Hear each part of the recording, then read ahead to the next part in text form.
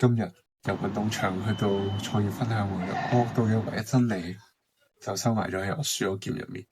朝早打劍，我嘅節奏完全俾對手打亂，太被動，結果一敗塗地。嗰一刻，我感覺自己係俾人推住走嘅。直到晏晝聽到兩位企業家嘅分享，我先豁然開朗。先生話要隨機應變，沈教授話要有信念同埋識得客製化去滿足客人。